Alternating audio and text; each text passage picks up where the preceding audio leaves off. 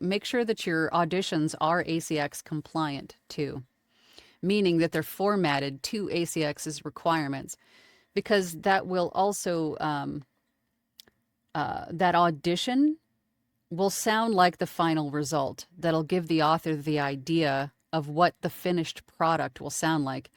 And I have also had a number of authors actually take your audition and put it into ACX's audio lab just to see if it's ACX compliant. ACX compliant. Because that is a big question for an author, right? Can you meet ACX formatting requirements? Yes, I can. Here's my audition. It is ACX compliant, so you can check it and you can see for yourself, right? Trust is a big thing, not only for us as producers, but also for the author on the author side. They want to make sure that who they are spending all of this time and money and putting all this trust in, that person is going to deliver what they say they're going to deliver, right?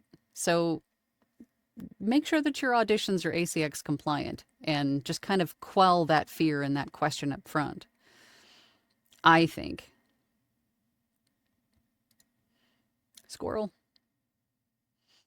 Caesar says, in as much as I'd like repeatedly listening to a section of an audiobook I did particularly well and helps me improve nuance and restraint, there are times when I just don't like how I sound. You, Caesar? I don't believe that. I don't buy that a bit. Which can often lead to spiraling. I will obsessively reevaluate my mic technique, my processing, my analog front end, test new plugins, new equipment, rearrange my effects rack, and so on. I think we need to put mitts on you. Your stuff is fine. It's always been fine. Don't touch it. Don't touch anything. Don't touch anything. Rebecca says, hey, Angela. Hi, Rebecca. I absolutely read my reviews. Maybe it's a lesson I have yet to learn.